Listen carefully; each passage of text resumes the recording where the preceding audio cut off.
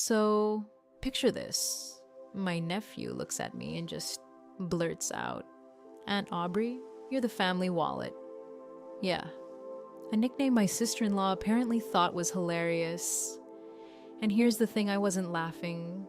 I mean, I smiled, but inside I was already plotting. By the end of the night, the tables would turn in ways nobody saw coming. What happens next? Well, let's just say the fallout was wild, and this dinner was only the beginning. I sat there at the head of the table at Les Jardins, the fanciest French bistro in the city, trying to sink into the crisp white tablecloth and heavy polished silverware. But honestly, I was too tired to care about any of it. 52 and exhausted doesn't even begin to cover it. Not just the 60-hour work weeks. Or the flu I'd barely gotten over 2 weeks ago. But that bone-deep, soul-draining kind of exhaustion. You know the kind, where being the reliable one, the strong one, the person who never says no, just eats you from the inside out, across from me. My brother David fidgeted in a suit I had bought him for his last interview, a suit that hadn't landed him the job. Monica, his wife, sat beside him looking radiant, perfectly put together, with her fingers tapping the stem of a wine glass filled with a Pinot Noir that probably cost more than my first car payment. And then there was Leo, my 12-year-old nephew, entirely absorbed in his brand new tablet, ignoring the escargot I had ordered him. "A gift from yours truly." Monica chirped a performative, "Happy birthday, Aubrey," raising her glass as if the waiter needed to know how proud they were of me. I smiled, or I tried to, but it didn't quite reach my eyes. And then David, in his subtle, clumsy way, started hinting at the expectations that had been simmering under the surface for years. He mentioned that maybe I could join them on a spring trip to Cabo. I mean, it wasn't a direct ask, more like a suggestion coated in guilt. But I heard it. I always heard it. And right at that moment, I felt the weight of everything, the exhaustion, the unspoken demands, the way I had become the go-to financial safety net for everyone around me. Leo finally looked up from his tablet, sighed dramatically like a child who knows a truth adults refuse to admit, and said, "Mom said you were paying," not asking, stating it, and then added, almost gleefully, "You said we can order whatever because Aunt Aubrey is the family wallet." The room went quiet. Just like that, the air sucked out of the restaurant. Monica tried to laugh it off, a nervous little tinkle, patting Leo's arm, but you could see the calculation behind the charm. David shrank into himself, reddening, unsure of how to respond. And me, I froze for a second, hand hovering midair over my bread plate, realizing how utterly invisible I had been as a person, reduced to nothing more than a source of cash. The tension was thick, heavier than the French wine, and all I could feel was the tiredness in my bones amplifying. I wanted to say something, anything, but I swallowed it down, forcing a polite smile while my mind raced through every time I had bailed them out. Every late night helping with resumes, every emergency trip through snow to rescue Monica from a flat tire. And then came the performance.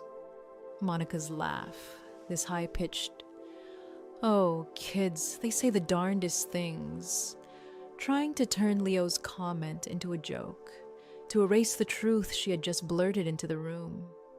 But the truth didn't leave.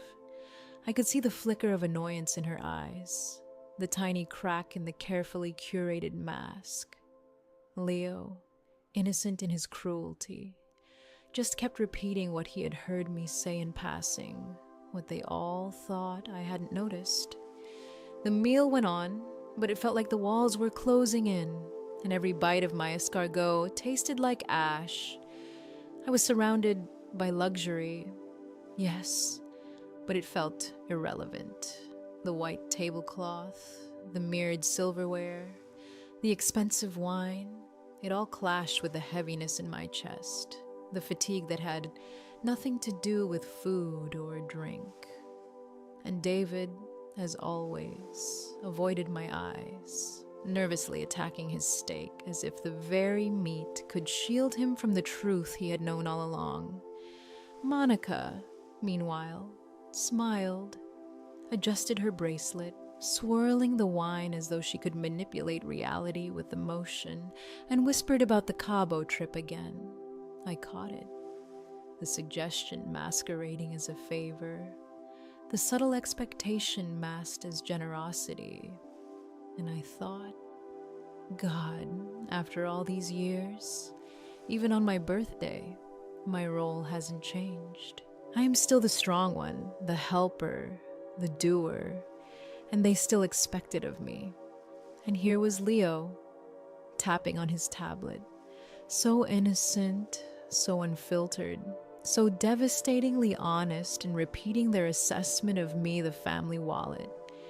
It was a moment that combined humor and horror, and I could feel the tightness in my chest, the bone-deep weariness, all mixing with a kind of quiet dread.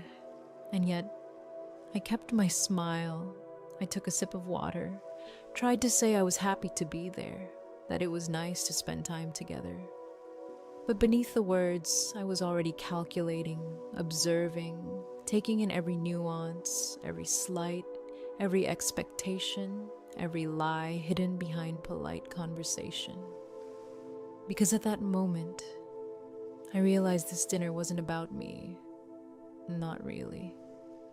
It was about what I provided, what I enabled, what I had silently carried for decades, all wrapped up in fine wine, crisp tablecloths, and the laughter of a child who didn't yet understand the damage words could do. It hit me then, in that blink of a moment, just how invisible I had become to them. Not invisible in the usual way, you know, like they didn't notice I existed, but invisible as a person, as a sister, an aunt, a human being. I was a utility, a resource, a walking, breathing, always available wallet. I watched David shrink in his chair, shoulders curling in on themselves, eyes avoiding mine, and felt a pang of both pity and frustration. He'd always known. Of course he did, but he'd let it happen anyway. Monica's smile remained perfectly in place, as polished as ever, but her eyes betrayed her. The calculation beneath the charm, the flicker of annoyance at Leo's timing, it all became crystal clear.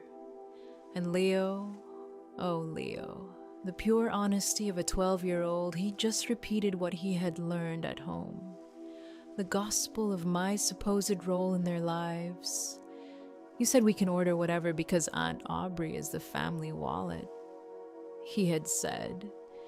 And suddenly, everything I had brushed off, all the little manipulations, the requests, the assumed responsibilities, slammed into me like a tidal wave.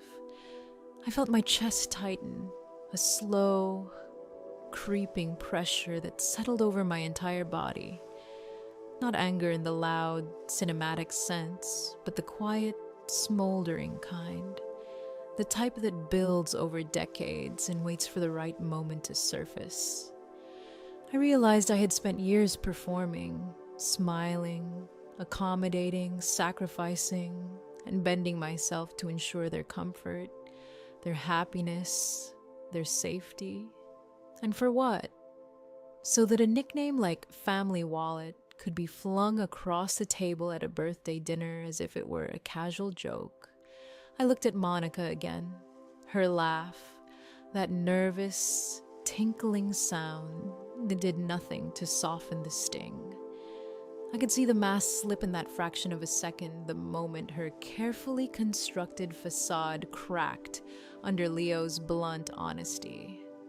The charm, the sweetness, the supposed affection, it was all a performance, a veneer stretched thin by the truth of who I was to them, a convenient ATM. I tried to swallow the rising heat in my throat, tried to maintain the calm exterior that had become second nature after decades in boardrooms and crisis negotiations. My hands hovered, resting lightly on the table. But inside I was calculating, remembering every instance, every favor, every late-night drive, every tuition check, every emergency car repair, every time I had bailed them out without complaint. And it wasn't just the financial aspects. It was the emotional labor, the quiet absorption of their crises, the constant availability when they needed guidance or support or rescue. The more I thought about it, the more I realized how much of my own identity had been erased in the process. And now, here we were, a fancy dinner. The air thick with luxury and tension, and I was reduced to a punchline in front of a child who was blissfully unaware of the weight his words carried. I felt a quiet snap, subtle, almost imperceptible, but it was there, the breaking of a thread that had held together years of self-denial and compliance. It wasn't a loud, dramatic outburst. No shouting, no slamming of doors.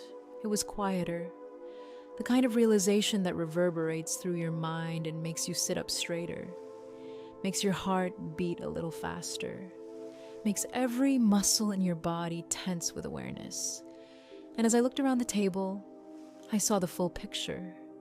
David, frozen in guilt and fear, aware but complicit. Monica, calculating and poised, already trying to spin the moment into something digestible, something laughable, but failing because the truth had already been spoken. Leo, the innocent witness, repeating the exact words that exposed everything. The child unaware of the emotional landmine he had triggered. The betrayal wasn't dramatic or loud, it was insidious. A slow erosion of who I was, masked under the guise of family, under the guise of love, under the guise of tradition and obligation.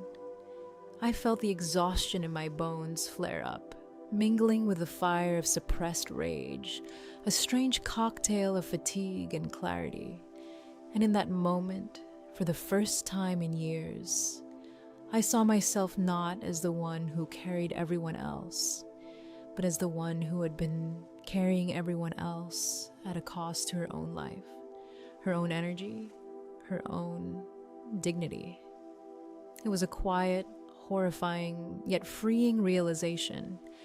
I was done being invisible, done being a resource, done being a line item on someone else's ledger of convenience. And yet, I kept my composure, perfectly still on the outside, because that was my armor. No one needed to know the storm brewing beneath the surface just yet.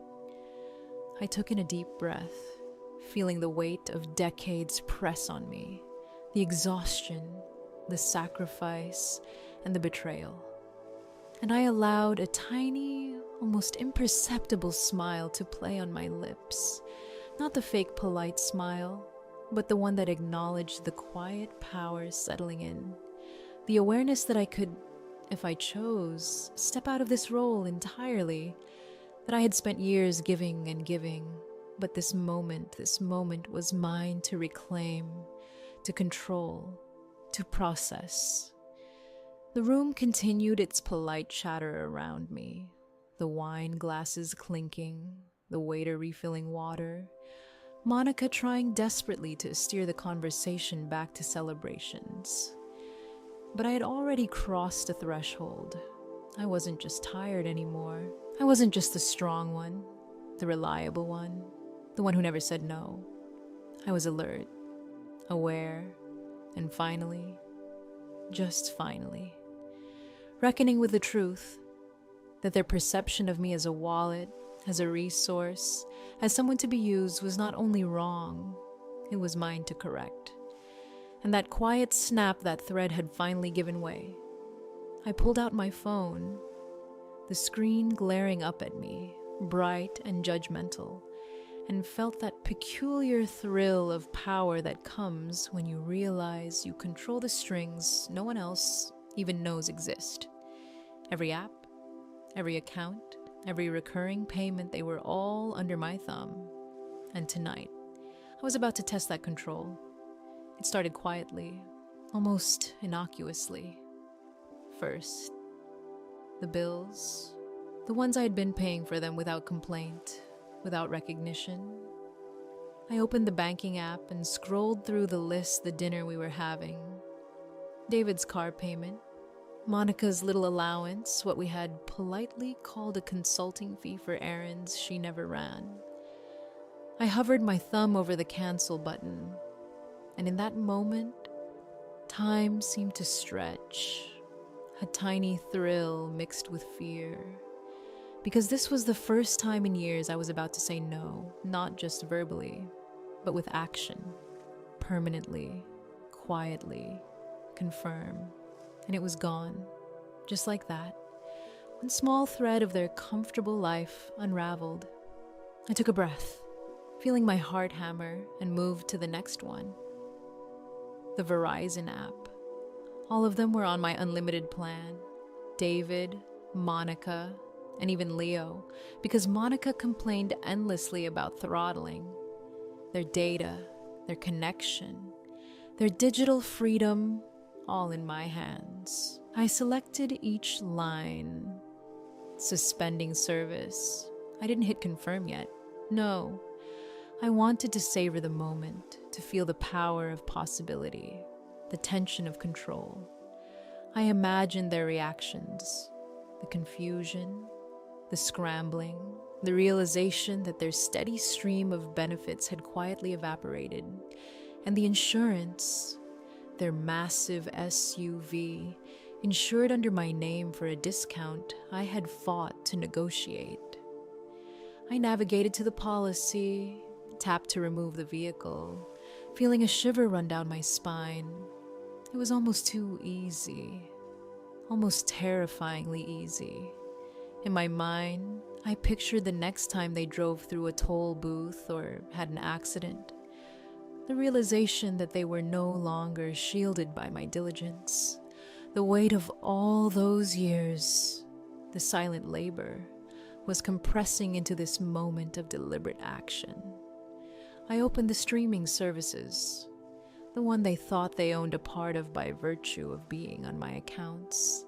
Netflix, Hulu, Disney+, HBO, Spotify. I could see their profiles, Monica's cheeky queen account name, Leo's profile, David's default. I didn't just log them out, I demolished access entirely. Resetting passwords to gibberish I would never remember. Canceling subscriptions. I imagined their faces the next morning. The chaos that would ensue. The small panic and realization that the safety net had disappeared. Each tap was a pulse of adrenaline, a strange cocktail of fear, delight, and vindication. I wasn't being reckless. Not really. I was asserting the boundaries I had been denying myself for decades.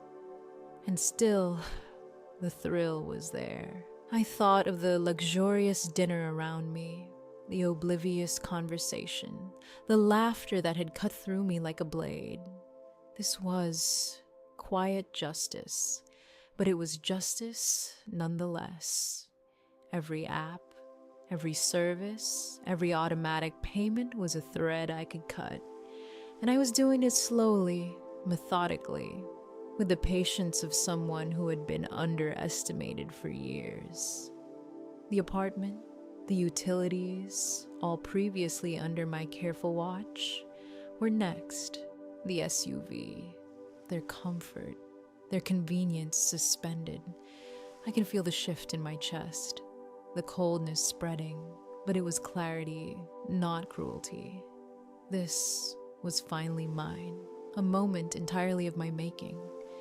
The weight of responsibility that had been so suffocating for decades was now, for the first time, empowering, and yet the fear lingered. What if I had miscalculated?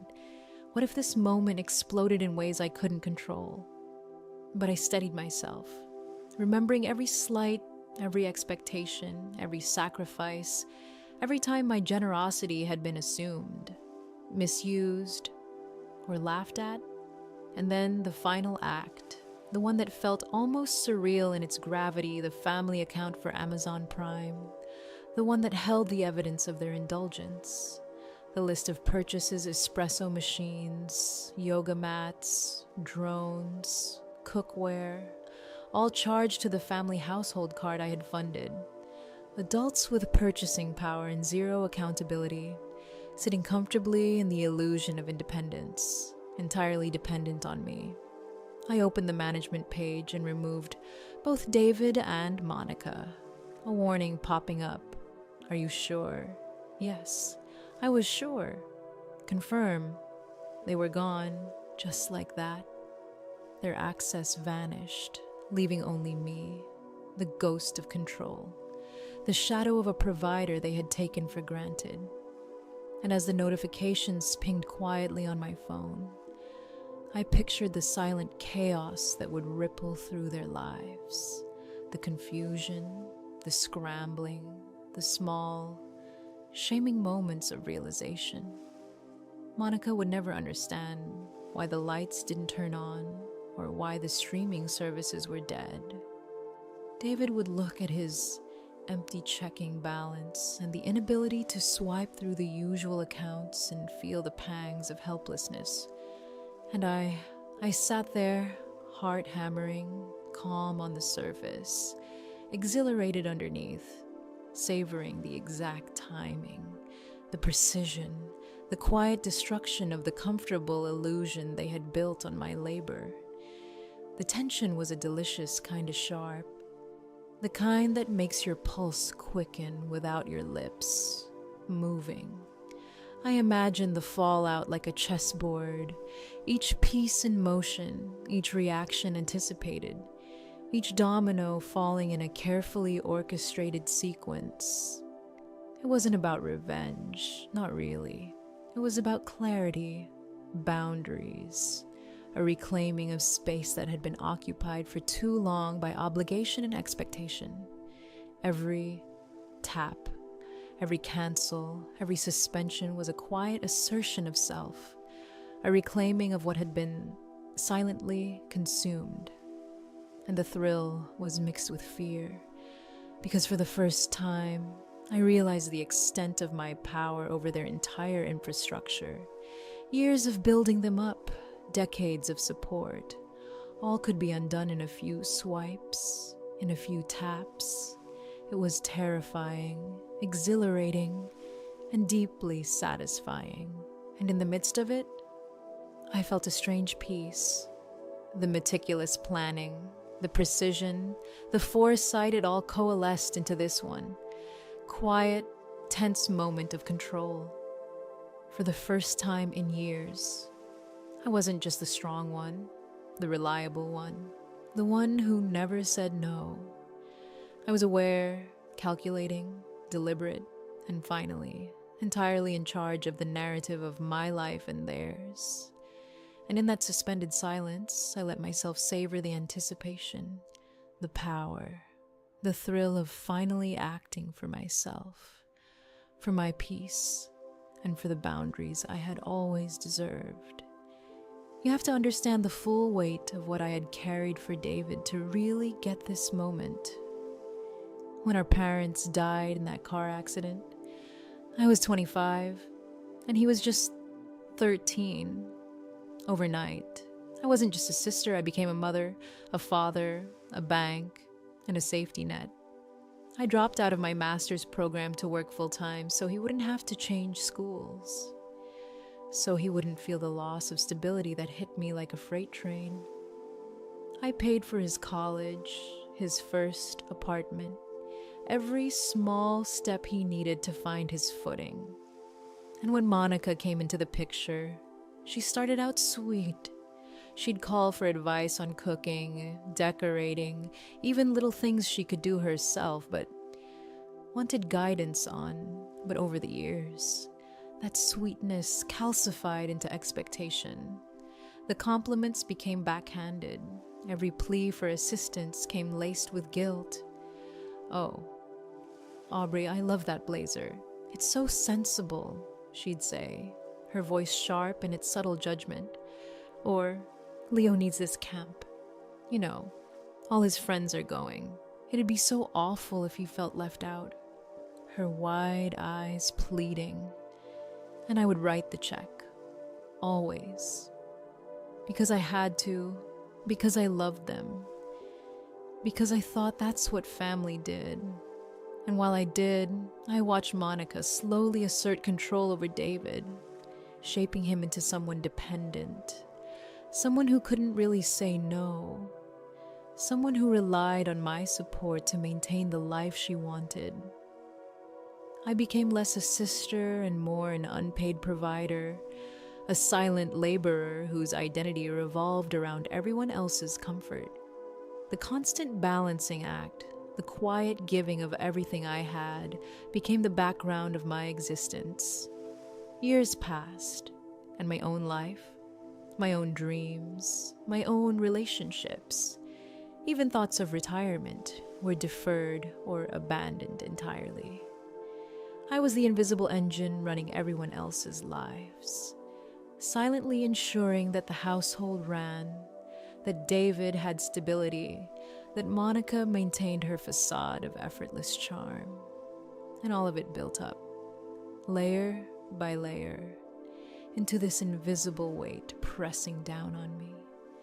It was subtle, almost imperceptible at first, until it became unbearable, until I realized I had spent decades serving, facilitating, and sacrificing, and yet the recognition, the gratitude, the simple acknowledgement was never really there. Monica, in her calculated way, fostered dependence not just in David, but in Leo, creating an ecosystem where I was expected to absorb every financial, emotional, and logistical burden. Her control was quiet, but pervasive, hidden beneath polite conversation and the illusion of need. And I kept giving, because that's who I was, because I loved my brother and my nephew, because I believed family meant enduring, sacrificing, and never asking for help in return. And then, after all those years, in the span of a single evening, the illusion shattered. The tiny, offhand comment from Leo the innocent.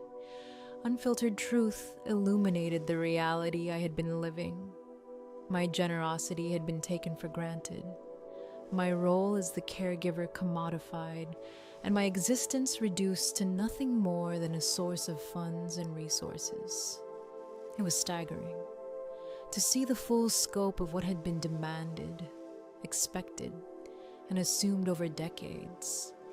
And yet, underneath all the betrayal, underneath the hurt and the anger, there was clarity.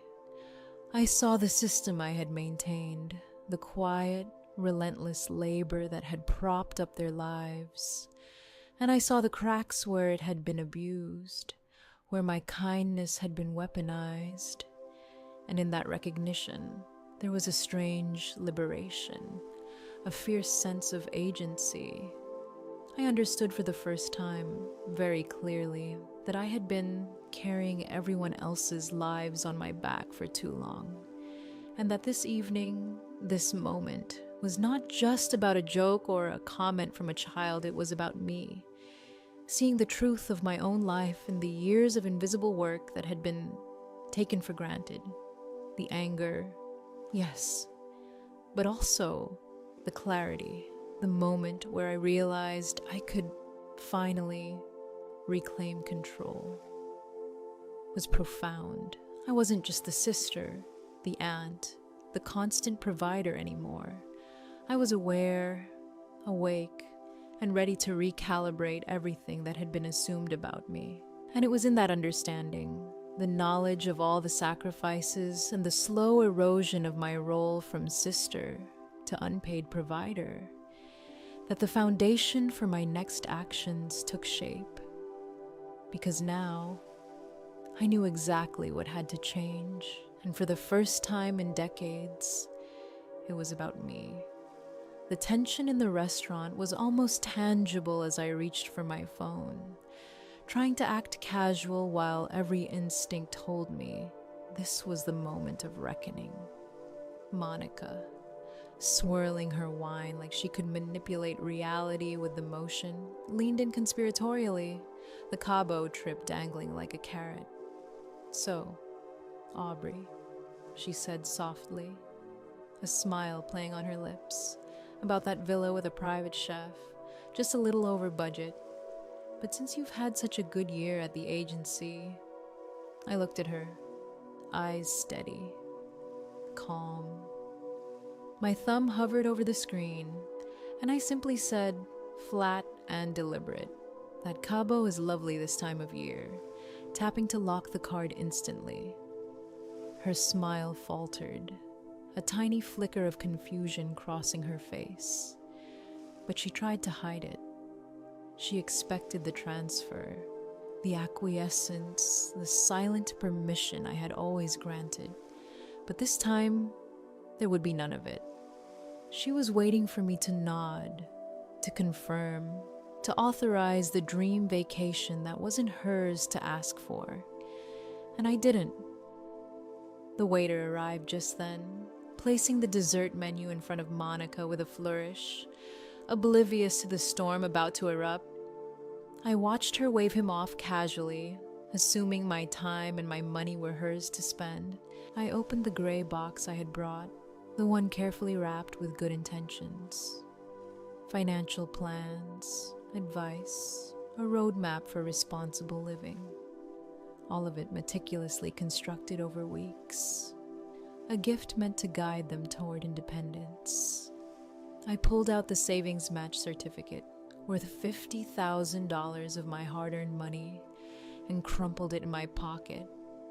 I replaced it with the lid, grabbed a permanent marker, and scrawled 3 words. "Figure it out," black ink, bold and final. I placed the box back in my bag and unlocked my phone again. The screen became my command center, my silent weapon.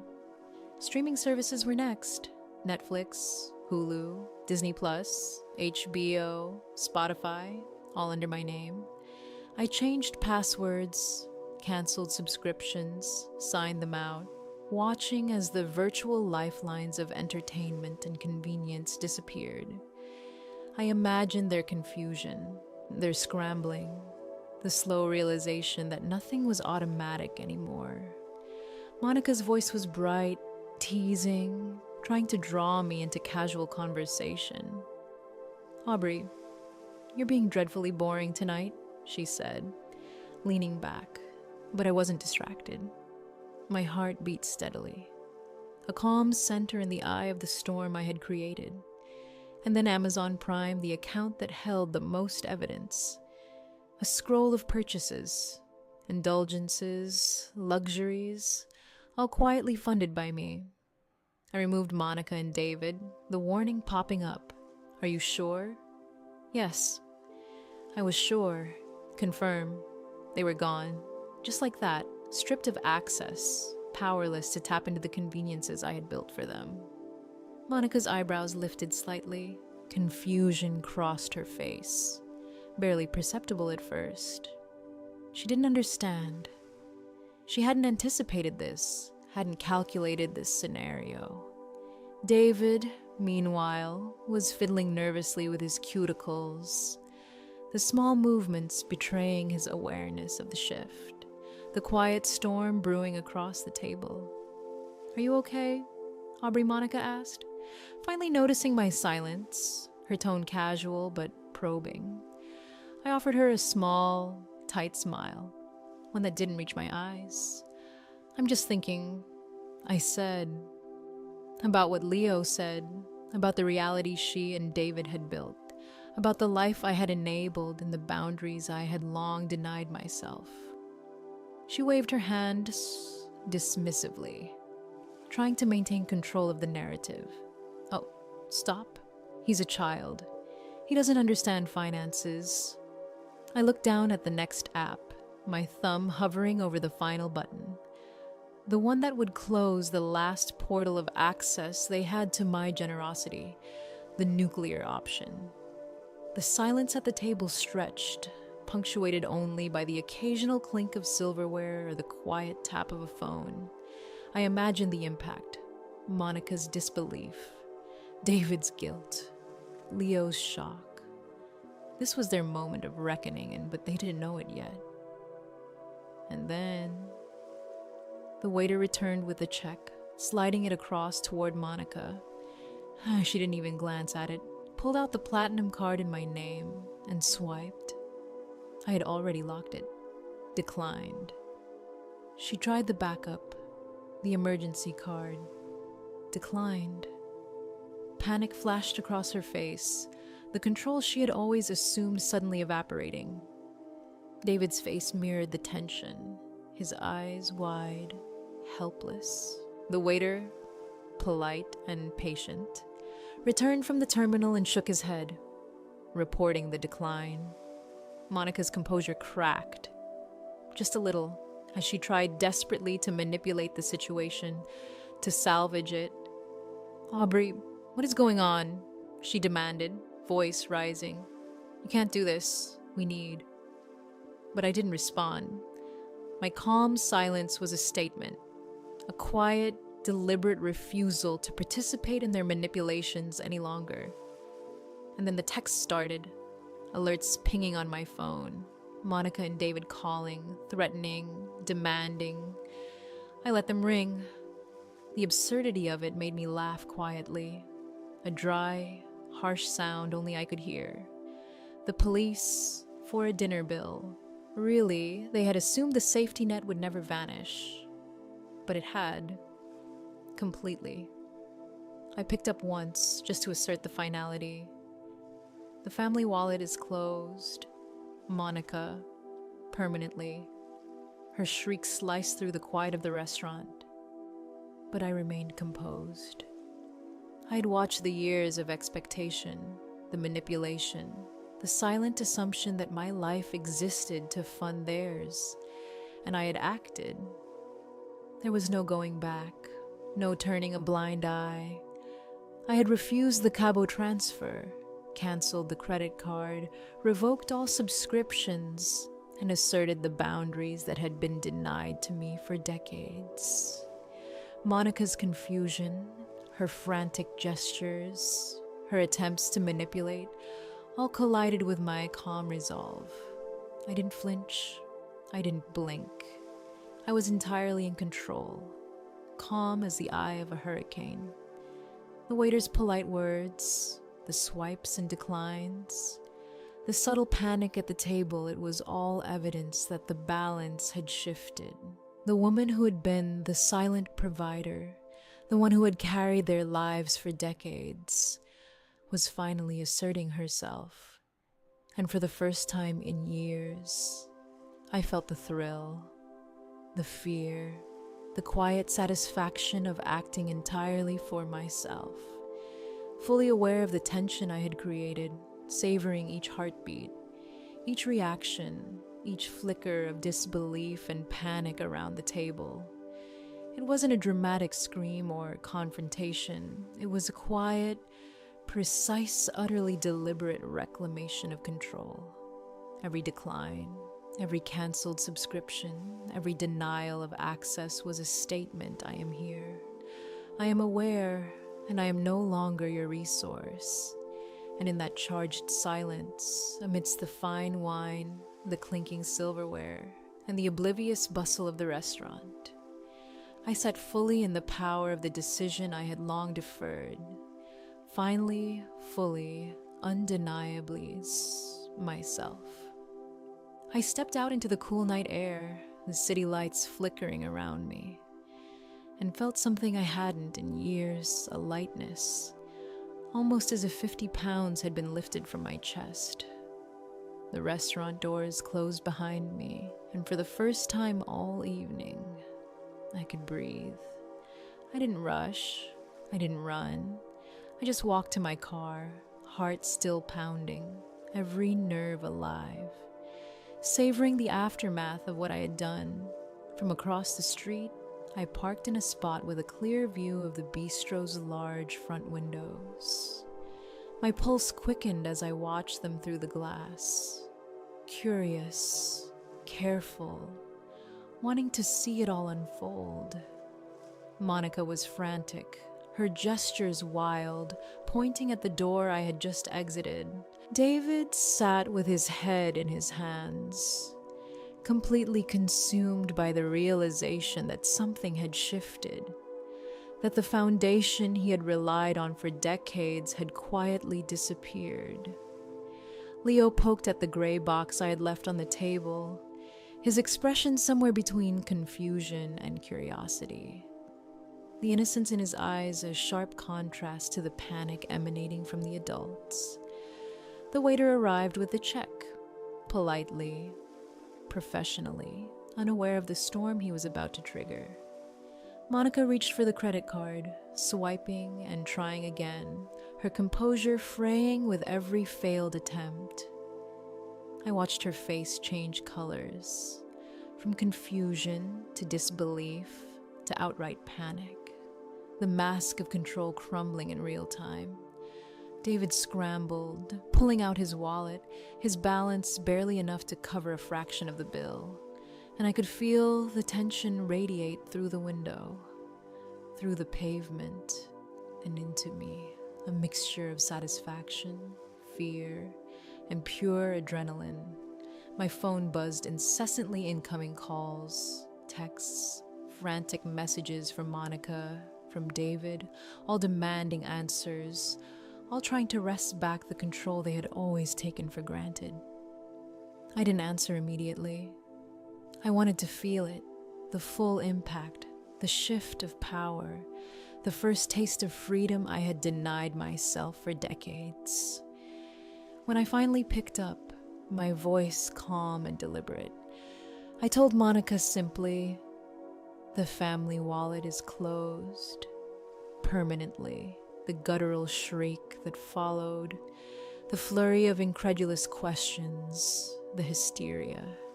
It all confirmed what I already knew. They had never considered a world in which I could say no, in which my generosity wasn't automatic, in which boundaries could exist. I drove home slowly, letting the streetlights blur past, the silence in the car for the first time in years, feeling like a soft, forgiving blanket. No texts pinging, no urgent requests, no expectations pulling at me from every angle. Just me, alone with my thoughts, processing the first real sense of control I'd felt in decades. The next morning, sunlight streamed through my bedroom window, and I realized something remarkable. I hadn't set an alarm. Months of accumulated PTO lay untouched, and I wasn't rushing anywhere to fund someone else's life. I brewed coffee, sat at my dining room table, and for the first time in years, allowed myself to reflect on the magnitude of what I had done, and what I still needed to understand. I called Mr.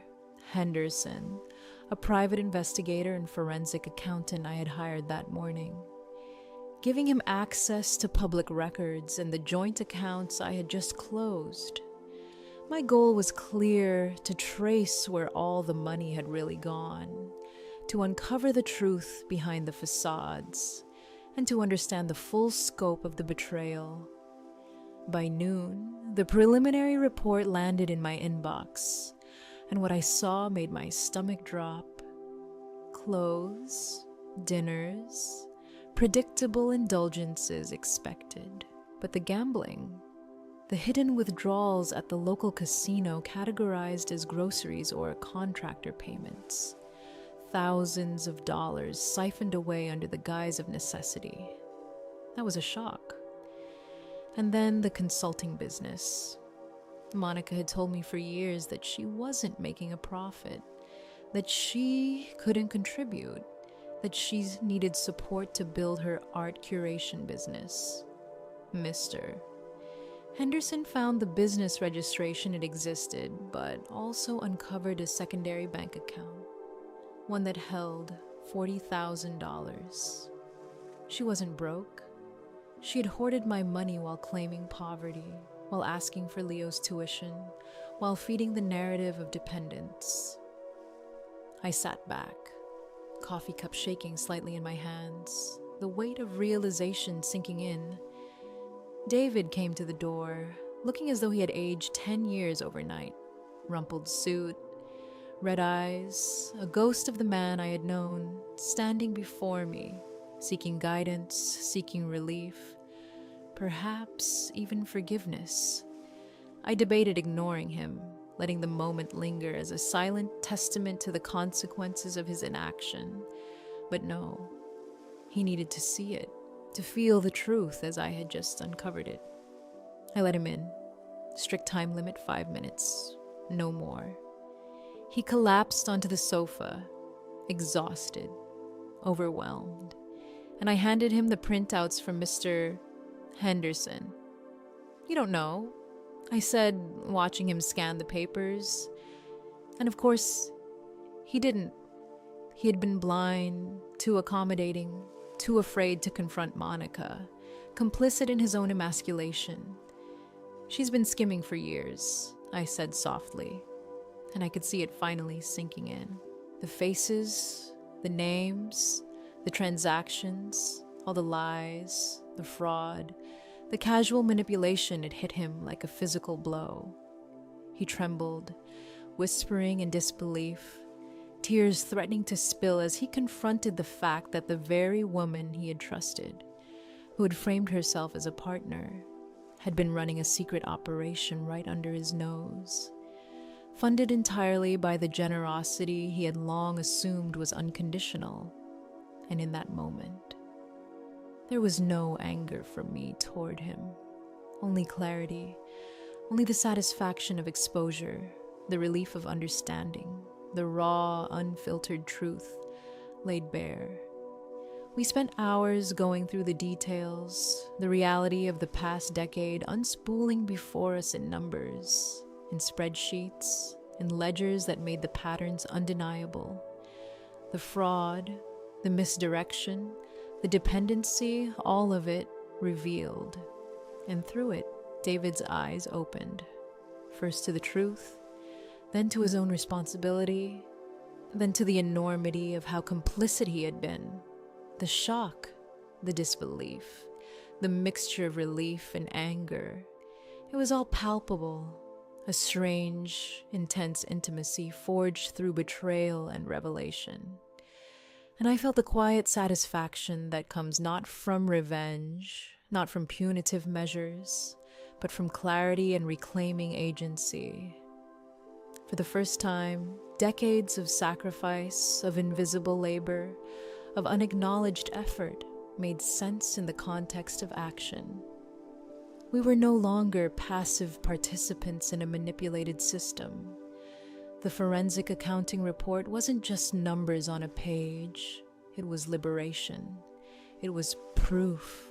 And as David digested the information, trembling with the weight of his newfound understanding, I felt an unfamiliar lightness, a mixture of vindication, peace, and quiet joy. Finally, the fog of years of unrecognized effort lifted, and I could see the path forward clarity, boundaries, and the uncompromised truth. The emotional reckoning had begun, and it was brutal, necessary, and in its own strange way, freeing. And as I sat there, coffee in hand, watching him process it all, I knew that the long, silent storm had finally broken, leaving in its wake something I hadn't felt in years: freedom. The fallout was swift, brutal, and entirely necessary. Monica couldn't maintain the facade once the truth had been revealed. The forensic accounting, the secret fund, the gambling, it all came to light, and suddenly, the empire she had built on manipulation and dependency crumbled. She had no leverage left, no bargaining power, no safety net. David, for the first time, finally saw the reality of the woman he had been trying so hard to please. The divorce was messy, of course, because she tried to play the victim, posting vague, dramatic messages online, rallying friends and family to her side. But the evidence was undeniable, and the courts didn't buy her story. Spousal support was denied, the house had to be sold, and her glamorous, unentitled lifestyle came crashing down to a modest apartment, a real job, and the sudden need to be accountable. Meanwhile, David had to step up in ways he never had before. For decades, he had relied on me and on Monica's guidance, but suddenly he was forced to parent, to make decisions, to navigate life without a safety net propping him up. Leo, at first angry and confused, had to confront the reality that life didn't always come with a credit card to cover every whim. He had to learn, as all kids eventually must, that there are consequences to spending and decisions, that financial responsibility is part of growing up, and slowly, over months, the changes took hold. David became a father in ways he never had before, patient, clear, and firm. Leo began to understand the value of money, of effort, of prioritizing needs over wants. And me, I finally reclaimed my life, my home, my finances, my time, all mine to control. Without guilt or obligation, I could take a deep breath without anticipating the next crisis, without worrying about someone else's credit card balance or tuition check. I booked the trip I had been deferring for years, not a villa for 4, not a family vacation, but a solo suite at an adults-only resort in Cabo. The sun rose over the Sea of Cortez, the coffee was hot, the ocean blue, and my phone was silent.